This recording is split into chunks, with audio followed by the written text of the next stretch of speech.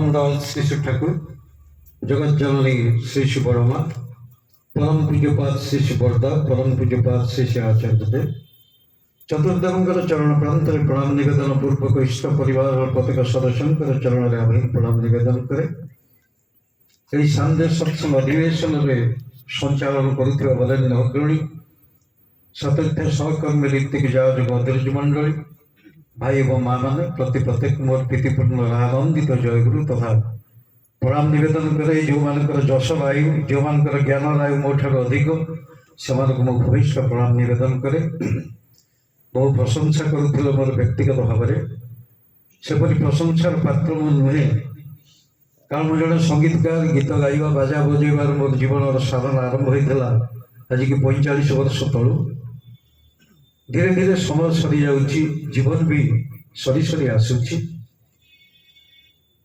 जड़े ओडिशार जड़े कर्मी सुंदर कथाटी लिखिं किए कहे ते खाली हाथे जीवु मरण ते जेबे धरिब जीवन में तू जहाँ करिथिबु शेष में ते नेबाक हब आमे जो मैंने भावुला आम खाली हाथ में आसीचे खाली हाथ में जीवा कथाटा बिल्कुल ठीक नुहे किए कहे ते खाली हाथ जीवु मरण ते जेबे धरिब जीवन में तू जहाँ करिथिबु शेष में ते नेबाक हब परम दयाल श्री श्री ठाकुर गोटा बाणी मध्यम कहते तुई जा करीस धरी जा तुई पास रे तुई तेमनी फल यही तो विचार भगवान आकाश उठे सागर जल तुम्हें जहाँ आज करुच भावना ही खसिकी चलीज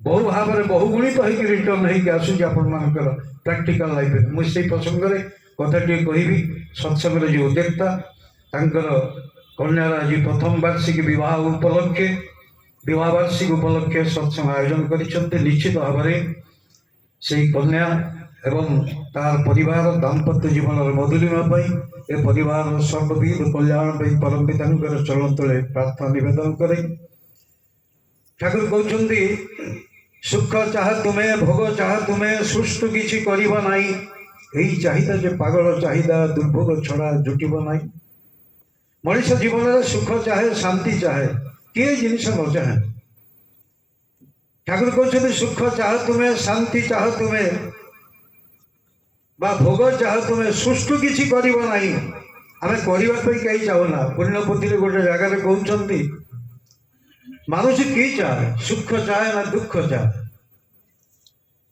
यहाँ गोटे एपरी एक प्रसंग आम प्रतिपदक जानी आम कौन चाहूँ सुख चाहूचे ना दुख चाहूँ ठाकुर कहते मानुष दुख ही चाहे मानुष जदि दुख ना चाहे दुख पछे छुटचे क्या जदि दुख न चाहता दुख पछे कहीं गोड़े आ मनीष कहीं दुख पाए 5टी कारण निर्धारण कर सत्यानुसर भाई जो पाठ करते मुझे मत भूल बुझे ना कारण टिके कौट देखिले असुविधा लगे परम पूज्यपाद श्री श्री दादा कहीकि जाइए सत्यानुसरण जो पाठ करेंगे बाणी आरंभ करेंगे बाणी समाप्त करेंगे शांति शांति कहे ना या नहीं आलोचना होती श्री श्री बड़ता पाखे कहले केतबेले आम शांति शांति शांति बोली कहूँ ना जो पूर्णांग हो अधा पेटर किए कह शांति बोली शांति सेतिकी बेले कह स्वस्ति सेतिकी बेले कह जो बाणी पाठर समाप्ति शेष बाणी पाठ करा आई सत्यानुसरण 424 बाणी गोटे गोटे शब्दर जदि टिके ना व्यतिक्रम हो तार सेन्स बदल जीव ठाकुर अनुकूल चंद्र दुखर परिभाषा देवाक जाई 5टी पॉइंट उपर स्टांड कर लिखित 5टी जगार लिखिं दुख मनीष कहीं पा बड़ कारण टी हूँ अज्ञानता ही दुखर कारण आम पिला कॉलेज में पढ़ेला बेले आम ह्यूमान वांस पर आम अनेक कथा कहूँ बुद्धदेव कहीकि गले कामनार विनाश दुखर विनाश मु बेले बेले भावी बसे सतरे कौन मनीष कामना को विनाश कर दे पार is it practicable perhaps no बोध हुए आम जेहेतु शरीर धारण करें यार केतक कामना बासना अच्छी केमी मनीष कहीदेव मुझे मोर कामना नहीं वासना नहीं human want can be fulfil but human desire can not be fulfil मनुष्य चाहिदा को परिपूर्ण कर हम कि जो डिजायर से हूँ अनंत असीम ठाकुर कहते सुख चाह तुम्हें भोग चाह तुम्हें सुष्टु किसी करिब ना मनीष केमी जीवन में सुख पाइब ये दुख को निरसन कले सुख प्राप्त हम आ सुखर परिभाषा सु माने मंगल, ख माने इंद्रिय। इंद्रियर तृप्ति माध्यम मनीष सुख प्राप्ति हुए। मनीष देहर जो पांचटी इंद्रिय अच्छी ताकू परिपूर्ण कले परितृप्त कले मनीष सुख पाइब। उदाहरण स्वरूप भोक लगुच किसी खाईदे जो भाव आसो सुख। शांति किंतु ता नुह। शांतिर परिभाषा एक मानसिक व्यवस्था। महाप्रभु भगवान श्रीकृष्ण गीतार अर्जुन को बुझाऊँ कुत सुख कौट शांति अच्छी। नास्ति बुद्धिर्युक्त न च युक्त भावना न च भावत शांति अशांत कुत सुख।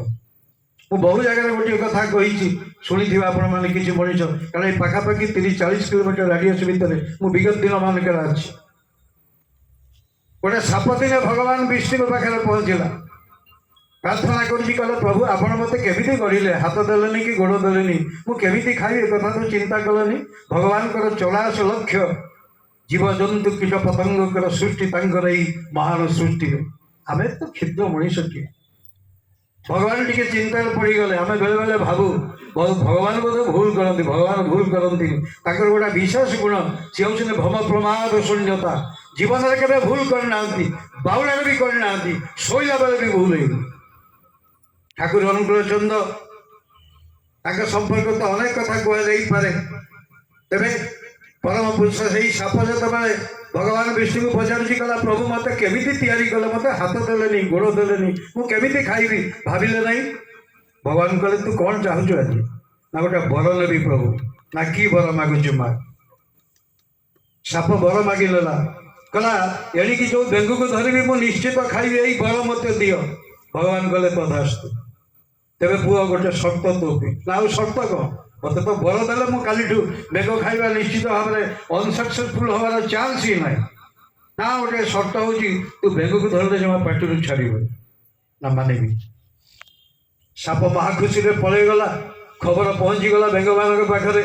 बेग मैंने पहुँचले भगवान विष्णु दरबार कले प्रभु आम कौन आपणकर पिला नुह आम कौन आपणकर संतान नुह ना किए मना कला ना एपरी एक वर देदेले साप आम मानक धरले जहाँ आम खसिकी जाऊँ आर चांस ना।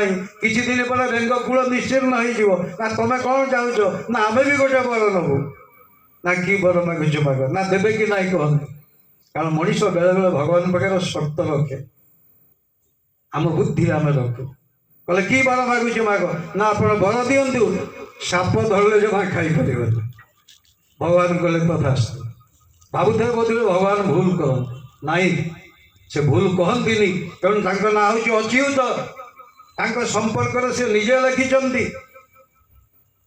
गर्जियसली सिंपल सिंपल शब्द सिंप्लिसेशन सिंप्लिसेशन माने to devoid of the duplicity of a double mindedness. से दुटा कथा कहते 5 वर्ष 6 वर्ष बयस जो कथा कही जो कविता रचना करते तार परिवर्तित स्वरूप 60 दशक आसी सीना सामान्यतम व्यतिक्रम होनी जो विधान सीरीज श्रीमुखर झरी आसी तार परिवर्तित स्वरूप टिके परिवर्तन हो 10,392 गद्य बाणी प्रदान कर बाणी गुड़िक आगामी समय रिसर्च हम कारण पुरुषोत्तम बिना कारण कौन बाणी देना मुझे संपर्कित गोटे कथा कहि साप जो बेंग को कहले हाँ तथास्तु ते साप खाई पार नहीं कहले पुआ तो भी गोटे कंडीशन ना कि कंडीशन ना कंडीशन हूँ साप धरले जमा बोधे ना मानिबी।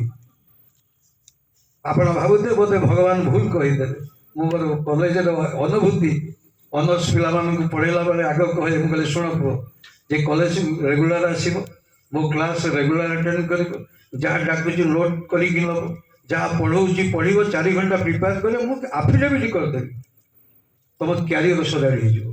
बहुत पिला मोर चार्टर्ड होती कस्ट अकाउंटेंट तुम क्यारियर सजाड़ी हो ये ग्यारंटी मुझे देवी कि कलेज को आसबनी पाठ पढ़ ना यही बाहर बाहर बस बस झील मान थट्टा करके मु ग्यारंटी दूसरी से पिला fail you decide what to do.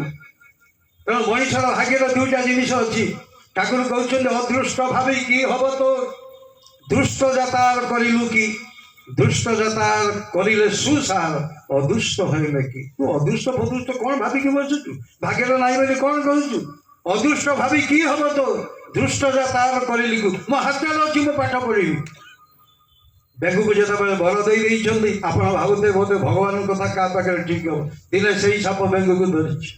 ଆପଣ ଭାବୁଥିବେ ଭଗବାନ ତ ଦୁଇ ଜଣଙ୍କୁ ବର ଦେଇଛନ୍ତି, ତାକୁ ବର ଦେଇଛନ୍ତି ସେ ଖସି ଯାଇପାରିବନି, ତାକୁ ବର ଦେଇଛନ୍ତି ତତେ ସାପ ଖାଇପାରିବନି, ଦେଖାଯାଉ କ'ଣ ହେଉଛି। ଦେଖାଗଲା ସେ ସାପ ଯେତେବେଳେ ବେଙ୍ଗକୁ ଧରିଛି, ବେଙ୍ଗକୁ ଭୀଷଣ କଷ୍ଟ ହେଉଛି, କହିଲା ବୋବେଇ ଦେବି। ଭଗବାନଙ୍କ କଥା ମନେ ପଡ଼ିଗଲା, କହିଲା ନାହିଁ ବୋବେଇବିନି, ଏମିତି ମରୁଛି ସେମିତି ମରୁଛି, ଦେଖାଯାଉ ଯାହା ହବ ହବ। ଅପର ପକ୍ଷରେ ସାପର ମନରେ ଭାବାନ୍ତର। ସାପ ଭାବୁଛି ଏତେ ବେଙ୍ଗ ମୁଁ ଖାଇଛି, ଧରୁ ଧରୁ ରଡ଼ି କରନ୍ତି, ଏ ଚଣ୍ଡାଳ କ'ଣ କିଛି ହଉନାହିଁ, ବୋଧେ ମରିଗଲା କି କ'ଣ, ମୋର ଏତେ ବଡ଼ ପାଟି ଦେଖିକି ବୋଧେ ହାର୍ଟ ଫେଲ୍ କରିଗଲା। ଆଉ ସାପ ଜାଣିଛନ୍ତି ସେ କେବେ ମଲା ଜିନିଷକୁ ଖାଏ ନା, ସେ ଜୀବନ୍ତ ଜିନିଷକୁ ଶିକାର କରି ଖାଏ, ଏଇଟା ତାର ଚରିତ୍ର। ଭାବୁଛି ସାପ, କହିଲା ତାହେଲେ ଯଦି ମରିଯାଇଛି ତାହେଲେ ଟିକେ ଦେଖିବା, ସେ ତ କିଛି ହଉନାହିଁ ମୋ ପାଟି ଭିତରେ, ଟିକେ ଦେଖିଦେବା। ଏହା ଭାବିକି ତଳେ ରଖିଦେଲା କିଛି ସମୟ ପାଇଁ। ବେଙ୍ଗ ଖପ୍ କିଣି ଡେଇଁଲା, ପାଣିରେ ଖସିକି ପଳେଇଲା। ସାପ ରାଗିକି ତମ ଭଗବାନଙ୍କୁ ପଚାରୁଛି, କହିଲା ପ୍ରଭୁ ଆପଣଙ୍କ ବର ଫେରେଇ ନିଅ, ତମ କଥାରେ କିଛି ମୂଲ୍ୟ ନାହିଁ। ହଁ, ଭଗବାନଙ୍କର କିଛି ଲିମିଟେସନ୍ ଅଛି, ଲିମିଟେସନ୍ ଅଛି, ସେ ନିଜେ ଲେଖିଛନ୍ତି ତାଙ୍କର ଲିମିଟେସନ୍, କିଛି ଜିନିଷ ପାରିବେନି ସିଏ। ଈଶ୍ୱର ତ ସବୁ କିଛି କରିପାରନ୍ତି, କିଛି ପାରିବେନି। ପାରିବା ନ ପାରିବା ଜିନିଷଟା ହେଉଛି ସେ ତାଙ୍କର କୌଣସି ସ୍ୱାଧୀନ ଇଚ୍ଛାକୁ ତୁମ ଉପରେ ଜାହିର କରିବେ। ତମେ ଯିଏ ଯାହା କରୁ, ଏଠିକି ଯିଏ ଯୋଉ ଭାବ ନେଇକି ଆସୁ, ଯାହାର ଯେମନ୍ତ ଭାବ ଦେଖି ନବ ମୁଁ ଦିଅ ଈଶ୍ୱର କି, ଯିଏ ଯୋଉ ଭାବ ନେଇକି ଏଠିକି ଆସିବ ସିଏ ବଢ଼େଇ ଦେବେ। ତମେ ଚୋରି ଭାବ ନେଇକି ଆସ, ଭଲ ଭାବ ନେଇକି ଆସ, ଖରାପ ଭାବ, ସେ ବଢ଼େଇ ଦେବେ, କିଛି ଅସୁବିଧା ନାହିଁ। ଲୋକ ବେଳେବେଳେ ଭାବନ୍ତି କି ଆଜ୍ଞା ମୁଁ ଦୀକ୍ଷା ଏତେ ବର୍ଷ ନେଲିଣି କିଛି ହଉନି, କେମିତି ହବ, ମୁଁ ଯୋଉ ଭାବରେ ଅଛି, ଭାବ ମାନେ ହେଇ ଉଠିବା। ଠାକୁର କହୁଛନ୍ତି ଦେହ ଥିବା ଯାଏ ଅହଙ୍କାର ଯାଏ ନାହିଁ, ଭାବ ଥିବା ଯାଏ ଅହମ ମଧ୍ୟ ଯାଏ ନାହିଁ। ଶବ୍ଦ ଗୁଡ଼ାକୁ ଲକ୍ଷ୍ୟ କରିବେ, ଦୁଇଟା ଶବ୍ଦ ଲାଗିଛି, ଗୋଟେ ଅହଙ୍କାର, ଗୋଟେ ଅହମ। ଅହଙ୍କାର ହେଉଛି ଏ ଦେହ ଦ୍ୱାରା ମଣିଷ ଅହଙ୍କାର କରିବ। ଅହଙ୍କାର କାହିଁକି କରିବ, ତାର ଚାରୋଟି କାରଣ ଅଛି। ତେବେ ମୋଟାମୋଟି ଏତିକି କୁହାଯାଇପାରେ, ଠାକୁର କହୁଛନ୍ତି ଏଇଟା ହେଉଛି ସେଲ୍ଫ ଆୟ, ମୁଁ କର୍ତ୍ତା, ମୁଁ ସବୁ ଜାଣିଛି, ମୋଠୁ କେହି ପଣ୍ଡିତ ନାହାନ୍ତି, ମୋଠୁ କେହି ଗୀତକାର ନାହାନ୍ତି, ବାଦ୍ୟକାର ନାହାନ୍ତି। ମୁଁ ସବୁ ଦେଖୁଥିଲି ପିଲାମାନେ ଖୁବ୍ ବଢ଼ିଆ ସଙ୍ଗୀତକାର, ମୋ ଇଚ୍ଛା ହେଉଥିଲା ତାଙ୍କ ସହିତ ମିଶିଯିବା ପାଇଁ। ଠାକୁର କହୁଛନ୍ତି କେତେ ସୁନ୍ଦର କଥାଟି ଆଲୋଚନା କରିଛନ୍ତି ଏହି ପ୍ରସଙ୍ଗକୁ ନେଇକରି। କଲେ ବିଷୟର ପରିବର୍ତ୍ତନରେ ଯଦି ହୃଦୟର ପରିବର୍ତ୍ତନ ହେଉଛି ବୋଲି ବୁଝିପାର ଏବଂ ତାହା ତୁମର ବାଞ୍ଛନୀୟ ନୁହେଁ, ଠିକ୍ ଜାଣ ତମେ ଆବଦ୍ଧ ହେଇଛ।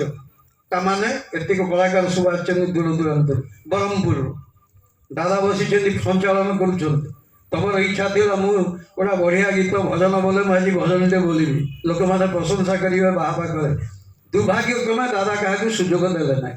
ଗଲାବେଳକୁ ଏଇ ଯେଉଁ ରଥ ଭାଇ ଯାହାଙ୍କ ଘରେ ସତ୍ସଙ୍ଗ ହେଉଛି କହିଲେ, କହିଲା ଭାଇ ଟିକେ ଆନନ୍ଦବାଜାର ପତ୍ରଟାକୁ ଉଠେଇ ଦେଉନ ନା, ମୋ ଭଳିଆ କଳାକାର ତ ଏଡ଼େ ସାହସ ମୋତେ କହି ପତ୍ରକୁ ଉଠେଇବୁ। ବିଷୟର ପରିବର୍ତ୍ତନରେ ହୃଦୟର ଯଦି ପରିବର୍ତ୍ତନ ଆସୁଛି ବୋଲି ବୁଝିପାର ଏବଂ ତା ତୁମର ବାଞ୍ଛନୀୟ ନୁହେଁ, ଠିକ୍ ଜାଣ ତମେ ଆବଦ୍ଧ ହେଇଛ। ମୁଁ କୋଉଥିପାଇଁ ଆସିଛି, ଠାକୁର ମୋର ଲକ୍ଷ୍ୟ ନୁହଁ, ମୋର ମାଲିକ ହେଉଛନ୍ତି ଲକ୍ଷ୍ୟ। ଯେତେବେଳେ ବେଗ ଖସିକି ପଳେଇଲା, ଭଗବାନ କହୁଛନ୍ତି, କହିଲେ ପୁଅ ତତେ ଗୋଟେ ସର୍ତ୍ତ ଦେଇଥିଲି ମୁଁ। ନା କ'ଣ ସର୍ତ୍ତ, ନା କହିଥିଲି ବେଙ୍ଗକୁ ଧରିଲେ ଜମା ଛାଡ଼ିବନି ବୋଲି। ନା ହଁ କହିଥିଲେ, ନା ପାଳନ କରିଛୁ, ନା ମନେ ପଡ଼ିଲାନି। ତେଣୁ ଯେଉଁମାନଙ୍କର ଭଗବାନଙ୍କ କଥା ମନେ ପଡ଼େ ନାହିଁ, ଏଇ ଯେ ଏତେ କରିକି କୁହାଗଲା ଦର୍ଶନ ଯାଜନ ଇଷ୍ଟଭୂତି କରିଲେ କାର୍ଯ୍ୟ ମହାବୀତି, ଆମେ ପ୍ରତିପଦକ ଜାଣିଛନ୍ତି, ବହୁତ ଦିନ ଧରି ଶୁଣିଲେଣି, କାହିଁକି କେଜାଣି ସେ ଭାବର ଉନ୍ମେଷ ହେଉନାହିଁ। ତେଣୁ ଶିଶୁ ଠାକୁର ଅନୁକୂଳ ଚନ୍ଦ୍ର କହିଲେ, କହିଲେ ମୁଁ ଏତେ କଥା କହିଲି ତା ତୁମମାନେ ଶୁଣିଲ ନାହିଁ, କିନ୍ତୁ ମନେ ରଖ ପ୍ରକୃତି ଦିନେ ତୁମର କାନ ଟାଣି ଟାଣି ମୋ ନିକଟକୁ ଆସିବା ପାଇଁ ବାଧ୍ୟ କରିବ। ଆଜି ପ୍ରକୃତି ଆମର କାନ ଟାଣି ଟାଣି ତାଙ୍କ ନିକଟକୁ ନେଇଯାଇଛି। ପରମଦାସ ଶିଶୁ ଠାକୁର ବସିଛନ୍ତି, ଝିଅଟିର ବିବାହର ଆଜି ପ୍ରଥମ ବାର୍ଷିକ। ଏହି ସମ୍ପର୍କରେ ଛୋଟିଆ ଘଟଣାଟିଏ ମନେ ପଡ଼ୁଛି। ଦିନେ ଜ୍ୟୋତି ଆଶ୍ରମରେ ଠାକୁର ଅନୁକୂଳ ଚନ୍ଦ୍ର ବସିଛନ୍ତି। ହଠାତ୍ କିରି ପଚାରିଲେ, କହିଲେ ଏଇ ବୈକୁଣ୍ଠ କିଏ ଯିବ? ଆଉ ଆମ ଭଳିଆ ଲୋକମାନଙ୍କ ପାଇଁ ମାଗଣାରେ ବୈକୁଣ୍ଠ ଟିକେଟ ପାଇଲେ କି ଖୁସି ହେବା କଥା, ଯେପରି ହେବା କଥା ହେଲା। ସମସ୍ତେ କହିଲେ ଆଜ୍ଞା ଆମେ ଯିବୁ। ବିଶ୍ୱ ଦୁନିଆର ମାଲିକ, ସଚରାଚର ବିଶ୍ୱର ମାଲିକ ସେଦିନ ଡାକ ଦଉଛନ୍ତି, ଆହ୍ୱାନ ଦଉଛନ୍ତି, କିଏ ଯିବ ବୈକୁଣ୍ଠ? ସବୁ ଭାଇମାନେ ହାତ ଟେକି ଦେଲେ, କହିଲେ ଆଜ୍ଞା ଆମେ ଯିବୁ। ଠାକୁର ପଚାରୁଛନ୍ତି, ଆଚ୍ଛା ମୁଁ କିଏ କହ? ଜଣେ କହିଲେ ଆପଣ ଗୁରୁଦେବ। ନା ଯଦି କାଲି ତୋ ଘରକୁ ଯିବି କ'ଣ କରିବୁ ତୁ? ବହୁତ ଶାସ୍ତ୍ରର ବ୍ୟାଖ୍ୟାନ ଦେଇକରି ବୁଝେଇ ଦିଆଯାଉଛି, ଗୁରୁଙ୍କ ନବନିବନର ଗୁରୁ ହିଁ ସାକ୍ଷାତ ଈଶ୍ୱର। ଆଜ୍ଞା ଆପଣ ଯିବେ ଆମ ଘରକୁ, ଆମ ଗୋଡ଼ ତଳେ ଲାଗିବନି, ଯେପରି ବ୍ୟବସ୍ଥା କରିବାର କଥା କରିବୁ। ନା ମୋ ବଡ଼ ପୁଅ ଯଦି ଯିବ, ବଡ଼ ଖୋକା ବଡ଼ଦା, ନା ଗୁରୁପୁତ୍ର ଗୁରୁବର ତାଙ୍କୁ ଯେପରି ଆଙ୍କୁ ମଧ୍ୟ ଠିକ୍ ସେହିପରି ଟ୍ରିଟମେଣ୍ଟ। ନା ମୋ ଝିଅ ସାଧନା ଯଦି ଯାଏ ନା ଗୁରୁ ପରିବାର ଯିଏ ଆସନ୍ତୁ ସମସ୍ତଙ୍କୁ ସମାନ ଟ୍ରିଟମେଣ୍ଟ। ଠାକୁର କହିଲେ ବାହ, ତୁ ଯଦି କାଲିଠାରୁ ତୋ ଝିଅକୁ ତୋ ସ୍ତ୍ରୀକୁ ମୋ ଝିଅ ବୋଲି ଭାବି ନେବୁ, ମୋ ଝିଅ ତୋ ଘରେ ରହିଛି ଅମାନତ ହେଇକି ରହିଛି, ବୈକୁଣ୍ଠ ହାତ ପାହାନ୍ତରେ, ଆଉ ବୈକୁଣ୍ଠ କୋଉଠି ଅଛି? ଛୋଟିଆ କଥା ନୁହଁ ଇଏ। ଏଇ ବୋଧ ଆମର ଆସିପାରିନି। ରାମକୃଷ୍ଣ ପରମହଂସ ଦେବ ଦିନେ ତାଙ୍କ ସହଧର୍ମିଣୀ ବା ମାତା ଶାରଦା ଦେବୀକି ତୁ କହିଦେଇଥିଲେ କବାଟଟା ଦେଇଦେ। ଯେତେବେଳେ ଦେଖିଲେ ତାଙ୍କ ନିଜ ପତ୍ନୀ ଯାଉଛନ୍ତି, ଦୌଡ଼ି ଗଲେ ଆଣ୍ଠୁ ମାରିକି ହାତ ଯୋଡ଼ିକି କହୁଛନ୍ତି ମା ମୋତେ ଭୁଲ ହେଇଗଲା, କ୍ଷମା କରିଦିଅ। ନା କ'ଣ ହେଇଛି ପ୍ରଭୁ ପଚାରୁଛନ୍ତି? ନା ମୁଁ ଆଜି ତମକୁ ତୁ କହିଦେଲି। ପରମଦର୍ଶୀ ଠାକୁର ଅନୁକୂଳ ଚନ୍ଦ୍ର ଜୀବନ ସାରା ତାଙ୍କୁ ବଡ଼ ବୋହୂ କହି ଡାକିଛନ୍ତି, କେବେ ଦିନକ ପାଇଁ ମାଙ୍କର ନାଁ ଧରି ନାହାନ୍ତି। ଇଏ ହେଉଛି ତାଙ୍କର ବ୍ୟକ୍ତିଗତ ଜୀବନର ଏକ ମାନେ ଅନନ୍ୟ ଦର୍ଶନ। ଗୋଟା ପାରିବାରିକ ଜୀବନର ସୁଖ ସାନ୍ନିଧ୍ୟ ପାଇଁ, ସୁଖ ପାଇଁ, ବିଶେଷ କରି ମା ମାନଙ୍କ ଉଦ୍ଦେଶ୍ୟରେ ଜଣେ ଓଡ଼ିଶାର କବି ଗୋଟେ ସୁନ୍ଦର କଥା ଲେଖିଛନ୍ତି। ଠାକୁର ବି ତାକୁ ବାଣୀ ମଧ୍ୟ ଦେଇଛନ୍ତି। ସ୍ୱାମୀ ଯେ ତୋର ଆପଣା ଜନ, ପ୍ରିୟ ପରମ ଜୀବନ ସାଥୀ, ତାଙ୍କୁ ସୁଖେ ରଖିପାରିଲେ ରହିବୁ ସୁଖେ ଦିବସ ରାତି। ତୋର ଆପଣା ଜନ ହେଉଛନ୍ତି ତୋର ସ୍ୱାମୀ, ତାଙ୍କୁ ଯିଏ ଖୁସିରେ ରଖିପାରିଲା ଠାକୁରଙ୍କର ପରିଭାଷାରେ ତାର ଜୀବନରେ ଦୁଃଖ ରହିବନି। ଏଇ ସତ୍ୟଟାକୁ ଆମକୁ ମାନି ନେବା ପାଇଁ ପଡ଼ିବ।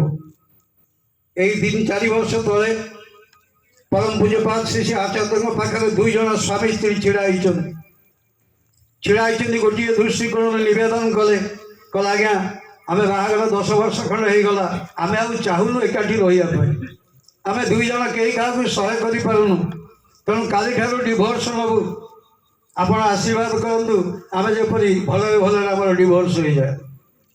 ଆଚାର୍ଯ୍ୟ ଦେବେ ପଚାରୁଛନ୍ତି, କହିଲେ ତମେ ଯଦି ନିଷ୍ପତ୍ତି ନେଇଛ ମୋର ଆଉ କ'ଣ କହିବାର ଅଛି? ସେ 2 ଜଣ କହିଲେ, ଆଜ୍ଞା ଆମ 2 ଜଣ ଭିତରେ ଆଉ କେବେ ମନ ମିଳିଲା ନାହିଁ, ମନ ଅମେଳ ହେଇଗଲା। ଯେତେବେଳେ ଆପଣଙ୍କୁ ପଚାରିକି ବାହାଘର ହେଇଥିଲା ତେଣୁ ଭାବିଲୁ ଆପଣଙ୍କୁ କହିଦେଇକି ବିଚ୍ଛିନ୍ନ ହେଇଯିବୁ। ଆଚାର୍ଯ୍ୟ ଦେବ କହୁଛନ୍ତି, କହିଲା ଯଦି ତମେ ନିଷ୍ପତ୍ତି କରିଛ କାଲିଠାରୁ ଡିଭୋର୍ସ ନେବ ବୋଲି, ତେବେ ମା ଗୋଟିଏ ଛୋଟିଆ ଅନୁରୋଧ କରିବି ଆଜି ଶେଷ ଦିନରେ। ନା କୁହନ୍ତୁ? ନା ମୁଣ୍ଡରେ ଓଢ଼ଣା ଟାଣି ଟିକେ ପ୍ରଣାମ କରେ ଆଜି ତୋର ସ୍ୱାମୀ। ଶେଷ ଥର ମାନି ନେଇଛି ମାଟି, ତାର ସ୍ୱାମୀଙ୍କ ଗୋଡ଼ ପାଖରେ ମୁଣ୍ଡରେ ଓଢ଼ଣା ଟାଣି ଦେଇଛି, ଯେତେବେଳେ ପ୍ରଣାମ କରୁଛି କୋହ ଉଠୁଛି। ଆଉ ଯେ କାଲିଠାରୁ ସ୍ୱାମୀ ପାଖରେ ରହିବ ନାହିଁ। କାନ୍ଦି କାନ୍ଦି ତାର ଲୁହରେ ଭିଜେଇ ଦେଉଛି ସ୍ୱାମୀଙ୍କର ପଦଯୁଗଳ, ଉଠି ପାରୁନାହିଁ। ତା ସ୍ୱାମୀ ଉଠେଇ ଦେଲେ ତଳୁ, କୋଳକୁ ନେଇଗଲା। କୋଳକୁ ନେଇକରି ଜାବୁଡ଼ିକି 2 ଜଣ ଯାକ ଧରା ଧରି କାନ୍ଦୁଛନ୍ତି। ୟାର ଆଖିରେ ଲୁହ, ତାର ଆଖିରେ ଲୁହ। ଆଚାର୍ଯ୍ୟ ଦେବ ଦେଖୁଛନ୍ତି ଏ ଅପୂର୍ବ ଲୀଳା। ତା ସ୍ତ୍ରୀ କହୁଛି, କହିଲା ଦିନକ ପାଇଁ ଯଦି ଏହିପରି ସୁହାଗ ପରେ ମୋତେ କୋଳକୁ ନେଇଯାଇଥାନ୍ତ, ତମର ସମସ୍ତ ଅଳି ଅର୍ଦ୍ଦଳି ଜୀବନ ସାରା ମୁଁ କରିଥାନ୍ତି। ଆଜି ଯେପରି ଭାବରେ ମୋତେ କୋଳେଇ ନେଲ। ତା ସ୍ୱାମୀ କହୁଛି, ଆଜି ଯେପରି ଭାବରେ ଭକ୍ତି ଭରେ ମୋତେ ପ୍ରଣାମ କରିଛ, ଏଇ 10 ବର୍ଷ ଭିତରେ ଯଦି ଦିନକ ପାଇଁ ପ୍ରଣାମ କରିଥାନ୍ତ, ମୁଁ ତମର ସମସ୍ତ ଦୋଷ ତ୍ରୁଟିକୁ ମୁଁ ପୋଛି ଦେଇଥାନ୍ତି। ଆପଣ ଜାଣିଛନ୍ତି ମା ମାନେ ତାଙ୍କ ଜୀବନ ଉପରେ କାହିଁକି ଶ୍ରୀ ଠାକୁର ଜୋର ଦେଇଛନ୍ତି? ମୁଁ ବହୁ ସତ୍ସଙ୍ଗରେ କହିଛି, ୟୁଟ୍ୟୁବ ସର୍ଚ୍ଚ କଲେ ମୋର ଏଇ ସମ୍ପର୍କିତ ଆଲୋଚନା ଆପଣ ଶୁଣିବେ। 10 ଗଣ୍ଠି ପକାନ୍ତି, ସୁଦଶା ବ୍ରତ। ଦଶା ମାନେ ନିୟମ, ଅବସ୍ଥା। ଗୋଟେ ମଣିଷର ପରିବାରର ଅବସ୍ଥା ଭଲ ପଡ଼ିବ ଯଦି ସେ 10ଟା ନିୟମକୁ ମାନିକି ଚାଲିବ। ଏ ମା ମାନେ ଯାଇ ଖାଲି ମା ମାନେ ନୁହଁ, ଭାଇମାନେ ମଧ୍ୟ ମାନିବେ। ତା ଭିତରେ 4ଟି ହେଉଛି ବାଣୀରେ, କଥାବାର୍ତ୍ତାରେ। ଆମେ ଆଜି କଥା ଠିକରେ କରୁନେ ବୋଲି ଯେତେ ପ୍ରକାର ଅସୁବିଧା। ଶାସ୍ତ୍ରକାର ମାନେ କହିଲେ କର୍କଶ କଥା କହିବ ନାହିଁ, କେବେ କାହାକୁ କର୍କଶ କଥା କହିବନି। ଏ ମାନୁଛେ ଆମେ ତ ସାଧାରଣ ଭାବରେ ସହ୍ୟ କରିପାରୁନେ। ଠାକୁର ଅନୁକୂଳ ଚନ୍ଦ୍ର କହୁଛନ୍ତି, ମୁଁ ହାଇସ୍କୁଲରେ ପଢ଼ିଲା ବେଳେ ମୋ ସାର୍ ମୋତେ 2ଟା ବାଇବେଲର ବାଣୀ କହିଦେଲେ, ମୁଁ ଶେଷ ଜୀବନ ପର୍ଯ୍ୟନ୍ତ ପ୍ରୟାସ କରିଛି ତାକୁ ପରିପାଳନ କରିବା ପାଇଁ। ଗୋଟିଏ ହେଉଛି thou necessity is more than mine, ତମର ପ୍ରୟୋଜନ ମୋ ଠାରୁ ଅଧିକ। ଏଇ ବୋଧ ଆମେ ଆଣିପାରୁନେ ଆମେ ମାନେ ନାଇଁ ଦରକାର। এই ବୋଧ ଆମର ଆସୁନାହିଁ। କାହିଁକି ଆସୁନାହିଁ? ଏଇଠି ଆମର ସତ୍ସଙ୍ଗ ସରି ଆମେ କେମିତି ଆଗ ଖାଇକି ପଳେଇବୁ, ମୋ ଗାଡ଼ିଟି କେମିତି ସୁବିଧାରେ ରହିବ, ବିଭିନ୍ନ କଥା। ମୋ ଚପଲ ଠିକ୍ ଜାଗାରେ ଅଛି କି ନାହିଁ। ଠାକୁର ଅନୁକୂଳ ଚନ୍ଦ୍ର ଦିନେ ବସିଛନ୍ତି, ଗୋଟେ ଯୁବକଟେ ଚାଲି ଆସୁଛି।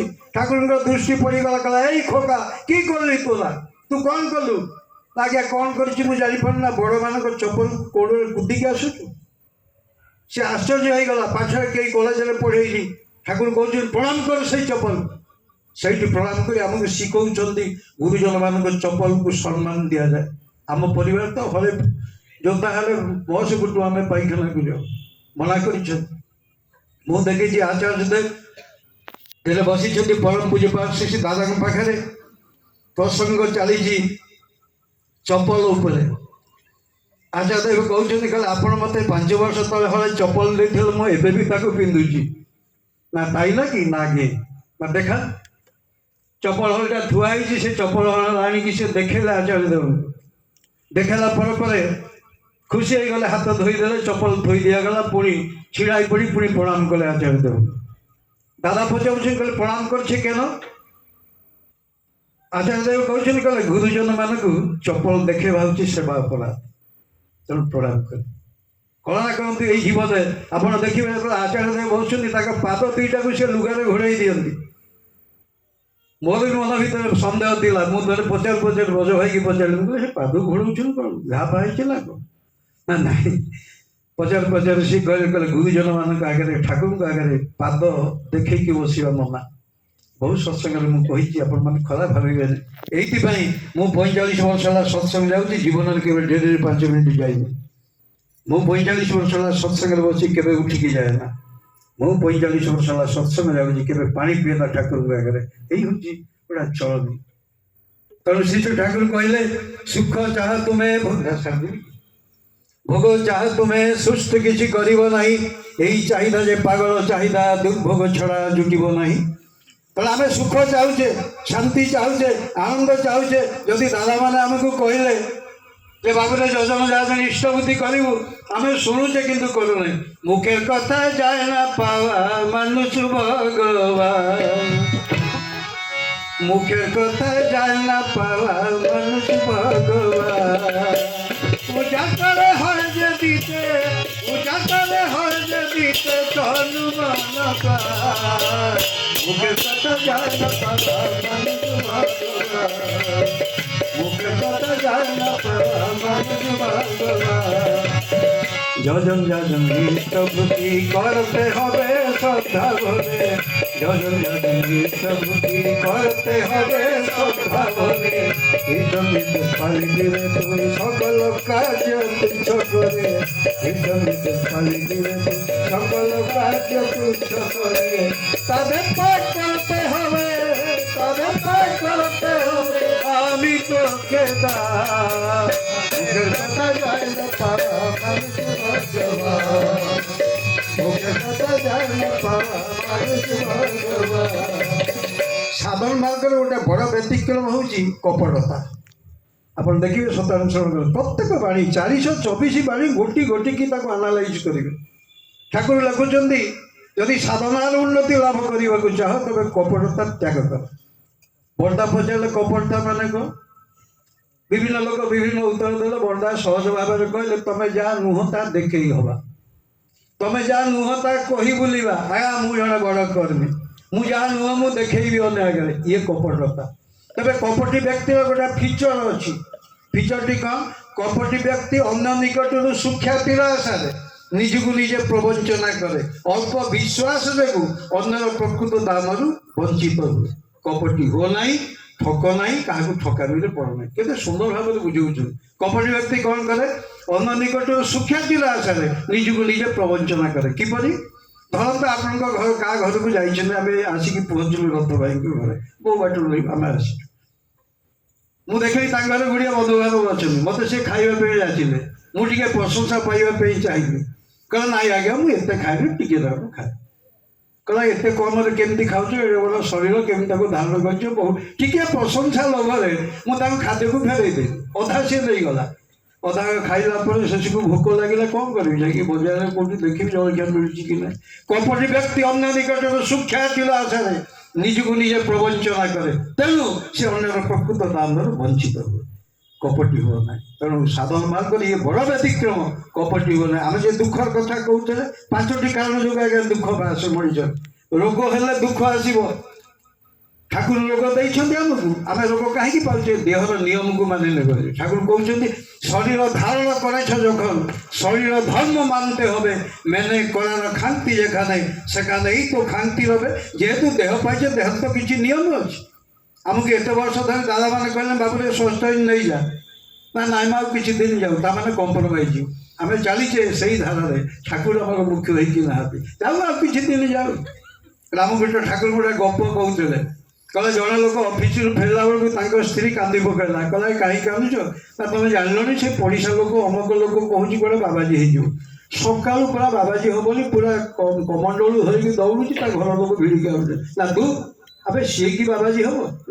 না যে বাবাজি হব সে কোন কহিকি বাবাজি হব? না কেমিতি হব? না এই দেখ মু গলি বাবাজি হই গলা যে গলা কাটবি তো এক কোপে কাটবি। কুলে বসে থাকলে কি ডুব দেওয়া যায়? ঠাকুর অনুকূলচন্দ্র এ কথা কইলে। ছোটিয়া সময় হয়ে যাচ্ছে, গোটে মানে শিক্ষণীয় গল্পটি কই বক্তব্যকে সার করতে। আমি বেলে বেলে কଣ কରୁ আমি নিজ বুদ্ধিকে পুরেই দেଉ ଈଶ୍ୱରଙ୍କର ଦର୍ଶନରେ। এইটি ভুল হয়ে যায়, কারণ বিধি বিধান এবং বিধাতা। বিধি মানে দি লজ অফ লাইফ। বিধি মানে বিহিত ভাবে সত্তাটাকে সবু দিগ দেই করে ধারণ, তাকে জানিবু বিধি বলি তহিরে স্বস্তি রহে তপন। বিধান মানে কଣ? দি কন্ট্রোলিং ফোর্স। সে জানিছন্তি মଣିষর মঙ্গল কিপরি হব। মଣିষ যদি নিজ বুদ্ধি পুরাই দেব তাহলে তো ভুল হয়ে গেল। জনে বাবাজি ଥିଲେ, ତାଙ୍କର ଗୁଡ଼ିଏ ଶିଷ୍ୟ ଦିନେ କହିଲେ ପୁଅ ବହୁ ବର୍ଷ ଏଠି ରହିଗଲା, ଚାଲ ପଳେଇବା। ଯେମିତି ଠାକୁର ଅନୁକୂଳଚନ୍ଦ୍ର ପୁରୁଷୋତ୍ତମଙ୍କ ଲୀଳା ଗୋଟେ ଜାଗାରେ, ଜନ୍ମ ଗୋଟେ ଜାଗାରେ, ଏଇଟା ମନେ ରଖିବେ। ତାଙ୍କ ଜନ୍ମ ମୃତ୍ୟୁ ଏପର୍ଯ୍ୟନ୍ତ କେହି ଦେଖିନି। ମା ପେଟରେ ଆମତମ ଭଳି ମଣିଷ 9 ମାସ ରହିକି 10 ମାସରେ ଜନ୍ମ ହୁଏ, ସେ 11 ମାସ ରହିକି 12 ମାସରେ ଆସିଥିଲେ। କିଏ ବୁଝେଇବ ସେ ରହସ୍ୟ ତାଙ୍କର ଜୀବନ ବୃତ୍ତାନ୍ତ? ଆମେ ତ ଛୋଟିଆ ମଣିଷ ଆମେ। ବାବାଜୀ କହିଲେ ପୁଅ କାଲି ପଳେଇବା। ନା ଖାଲି ହାତରେ ଯିବା? এই শিষ্যମାନଙ୍କ ଲୋଭ ବହୁତ ଥିଲା, ବହୁତ ସମ୍ପତ୍ତି ବାଡ଼ି ଅଛି। କହିଲା କ'ଣ କରିବା? ବାବାଜୀ କହିଲେ ତାହେଲେ ଗୋଟେ କାମ କର, ଯଦି ଯିବାକୁ ଚାହୁଁଛ ପଥର ଗୋଟେ ଗୋଟେ ଧର, ସବୁ ଯିବା। ସବୁ ଶିଷ୍ୟମାନେ ଗୋଟେ ଗୋଟେ ବଡ଼ ବଡ଼ ପଥର ମୁଣ୍ଡେଇଲେ। ତା ଭିତରେ ଜଣେ ଚାଲାକି ଶିଷ୍ୟ ତାର, ସେ କ'ଣ କଲା, ଗୋଟେ ଗୋଡ଼ି ଅଣ୍ଟାରେ ଘଷିକି ଚାଲିଲା। ତା ସାଙ୍ଗ ପଚାରୁଛି କି ତୁ ପଥର ଆଣିଲୁନି କି? ନା ଆଣିଛି। ନା କୋଉଠି? ନା ଅଣ୍ଟାରେ। ନା ଏଇଟା କ'ଣ ପଥର? ନା ବାବାଜୀ ତ ସାଇଜ କହିନଥିଲେ। ଯେମିତି ଆମେ ବୁଦ୍ଧି କରୁଛେ, ଈଶ୍ୱର ବୁଦ୍ଧି କେତେବେଳେ କରିବୁ? କାହିଁକି ତ କହିନାହାନ୍ତି, ସେ କହିଛନ୍ତି ସବୁ କଥା। ଆମେ ଆମର ବାଗରେ କରୁଛେ। ତେଣୁ ପ୍ୟାସନ୍ କମ୍ପ୍ରମାଇଜିଂ, ଆମେ ପ୍ରକୃତି ସହିତ କମ୍ପ୍ରମାଇଜ କରୁଛେ। ଦ୍ୱିପହର ହେଇଗଲା, ସମସ୍ତଙ୍କୁ ଭୋକ ଲାଗିଲା। ବାବାଜୀ କି କହିଲେ ବାବାଜୀ ଖାଇବାକୁ ତାହେଲେ କ'ଣ କରିବା? ନା ଯେଉଁ ପଥର ଆଣିଛ ତଳେ ଥୁଅ, ମୁଁ ତାକୁ ମନ୍ତ୍ର କରିଦେବି, ଭାତ ଡାଲି ତରକାରୀ ହେବ, ଖାଇବ ପିଇବା ଯିବା। ସମସ୍ତଙ୍କର ଭୁରି ଭୋଜନ ହେଲା। ଇଏ ଗୋଡ଼ି ନେଇକି ଯାଇଛି, ଜାଣିଥିବେ କ'ଣ ହେଲା? ଗୋଟେ ଜାମୁ କୋଳି ଭଳିଆ କୋଳି ହେଲା। ବିକଳରେ ଅନ୍ୟମାନଙ୍କୁ ଚାହୁଁଛି, କହିଲା ଚଣ୍ଡାଳ ମୁଁ କାହିଁକି ଦୁର୍ବୁଦ୍ଧି କଲି, ବହୁଟେ ଆଣିଥାନ୍ତି, ଖାଇବାକୁ ପାଇଥାନ୍ତି। ବିକଳରେ ଚାଲେ, କେହି କାହାକୁ ଦେବେନି, ନିଜ ନିଜର ଖାଦ୍ୟ ଖାଇଲେ। ଶେଷକୁ ବାବାଜୀ କହିଲେ କ'ଣ ନେବା? ନା ପଥର କ'ଣ ଧର। ସମସ୍ତେ କ'ଣ କଲେ? ପେଟ ଭାରାକ୍ରାନ୍ତ ହେଇଛି, ଛୋଟିଆ ଛୋଟିଆ ପଥର ଧରିଲେ। ଇଏ କହିଲା ଆଉ ଭୁଲ କରିବି, ବଡ଼ୁଟେ ଉଠେଇଲା। ଖୋଜିକି ବଡ଼ଟେ ଉଠେଇଲା, ମୁଣ୍ଡରେ ଧଇଲା, ଚାଲିଲା। ତା ସାଙ୍ଗ ପଚାରୁଛି କିରେ ଏଇଟିଟେ କାହିଁକି ଧରିକି ଆଇଛୁ? ନା ପୁଅ ସକାଳୁ ଯେଉଁ ଭୁଲ ହେଇଛି, ଯେପରି ତାର ମାନେ ଆଉ ଦ୍ୱିଥର ନ ହବ ସେଥିପାଇଁ ବଡ଼ୁଟା ଧରିଛି। ସନ୍ଧ୍ୟା ହେଇଗଲା, ଜଙ୍ଗଲ ଭିତରେ ବାଘ ଭାଲୁର ଭୟ। ବାବାଜୀକି ପଚାରିଲା ବାବାଜୀ କେଉଁଠି ରହିବା, କ'ଣ କରିବା? ଆମେ ତ ପ୍ରଭୁ କିଛି ଆଣିଲେ। ନା କିଛି ବ୍ୟସ୍ତ ନାହିଁ, ଯେଉଁ ପଥର ଆଣିଛ ଦୂରକୁ ଫୋପାଡ଼। ଯାହାର ଯେତିକି ବାଟ ଯିବ ସେଇ ସାଇଜର ବେଡରୁମ୍, ଲାଟ୍ରିନ୍ ବାଥ ଆଟାଚ୍ ହେଇକି ହେବ, ଶୋଇବ ନିଶ୍ଚିନ୍ତରେ ଶୋଇବ। ସମସ୍ତଙ୍କର 12 ଫୁଟ 14 ଫୁଟ ଗଲା, ୟାର 2 ଫୁଟ। ଆଉ ଏତେ ବଡ଼ ପଥର କୁଆଡ଼େ ଯିବ? ରାତି ସାରା ପୁରା ତା ମାନେ ନିଜକୁ ନିଜେ ଭୀଷଣ ଗାଳି କରୁଛି। କହିଲା ମୁଁ କାହିଁ ମୋ ବୁଦ୍ଧିକି ପୁରେଇଲି, ରାତି ସାରା ଏକ ଗୋଡ଼ିକା ହେଇକି ଠିଆ ହେଇଛି। ସକାଳ ପାଇଲା, ଦିନରେ ଖାଇବାକୁ ପାଇନି, ରାତିରେ ଶୋଇବାକୁ ପାଇନି। ବାବାଜୀ ପଚାରିଲେ ଯିବା ପୁଅ ଥିଲ? ନା ଆଜି କ'ଣ ନେବା? ଆଜି ଶେଷ ଦିନର ଯାତ। ଆଜି 2 ଖଣ୍ଡ ପଥର ଧର। ସମସ୍ତେ କ'ଣ କଲେ? ସାଇଜ ପଥର ଧରିଲେ, 2 ଜଣ ମଣ୍ଡେଇକି ଚାଲିଲେ। ଇଏ ପୁଣି ମୁଣ୍ଡ ପୁରେଇଲା। ନା ଗୋଟେ ବଡ଼ୁଟେ ଗୋଟେ ଛୋଟଟେ, 2ଟା ଧରିଛି। କହିଲା ବାବାଜୀ କହିଲା ପୁଅ ତୁ ଏମିତି କ'ଣ ଆଣିଛୁ? ନା ଯୋଉ ସାଇଜ ମାଗିଲେ ଏଇଟା ଦେଖେଇବି, ବଡ଼ ଜାଗାରେ ବଡ଼, ସାନ ଜାଗାରେ ସାନ। ଧରିଲା ଚାଲିଲା। ସେ ଦ୍ୱିପହର ହେଇଗଲା, ଗୋଡ଼ରେ କଣ୍ଟା ଫୁଟିବା ଆରମ୍ଭ କଲା। ବାବାଜୀକି ପଚାରୁଛି ବାବାଜୀ ଚାଲି ହେଉନାହିଁ। ନା ବ୍ୟସ୍ତ ହନି ପୁଅ, ଯେଉଁ ପଥର ଆଣିଛ ସାମ୍ନାରେ ରଖ, ମୁଁ ମନ୍ତ୍ର କରିଦେବି, ଚପଲ ସାଇଜ ହେବ, ପିନ୍ଧିବା ଚାଲିବା। ସମସ୍ତଙ୍କ 2 ଗୋଡ଼ରେ ହେଇଗଲା। ইয়াର ଚଣ୍ଡାଳ ନିଜ ବୁଦ୍ଧି ପୁରେଇଛି ଗୋଟେ 18 ନମ୍ବରିଆ ଗୋଟେ 3 ନମ୍ବରିଆ ନା ଏ ଗୋଡ଼ ପଶୁଛି ନା ସେ ଗୋଡ଼ ପଶୁଛି। ଠାକୁର ଅନୁକୂଳ ଚନ୍ଦ୍ର କହିଲେ ନିଜ ଇଚ୍ଛାରେ ସବୁ ଚାଲେ ତ ଇଷ୍ଟ ବଳକୁ ଜାକି ଜୁକି ଉନ୍ନତି ତୋର ପଥ ହରାଇ ଦେଇଯିବ ତୋତେ କେବଳ ଫାଙ୍କି ନିଜର ପୁଅ ଝିଅ ମାନଙ୍କୁ ପାଉଛୁ କେତେ ସୁଖରେ ଇଷ୍ଟ ବଳକୁ ଧମକି ଗଲୁ ଭାଙ୍ଗି ପଡ଼ିଲୁ ତୁ ଦୁଃଖରେ ଆଜି ତାଙ୍କ ପାଇଁ ଆମେ ଦୁଃଖରେ ଭାଙ୍ଗି ପଡ଼ୁଛେ। ତେବେ ବହୁତ ଦୂର ଆସିଥିଲି କେବେ ଆସିନଥିଲି ଦିଗ ପହଣ୍ଡି ଅଞ୍ଚଳ ଆପଣମାନଙ୍କର ସଙ୍ଗ ସୁଖ ସାନ୍ନିଧ୍ୟର ଭିତର ଦେଇ ଖୁବ୍ ଭଲ ଲାଗିଛି ମୋତେ ବ୍ୟକ୍ତିଗତ ଭାବରେ ସମସ୍ତଙ୍କର ସର୍ବବିଧ କଲ୍ୟାଣ ମଙ୍ଗଳ ପାଇଁ ପ୍ରାର୍ଥନା କରି ବକ୍ତବ୍ୟକୁ ବିରାମ ଦେଉଛି। ଜୟ ଜୟ।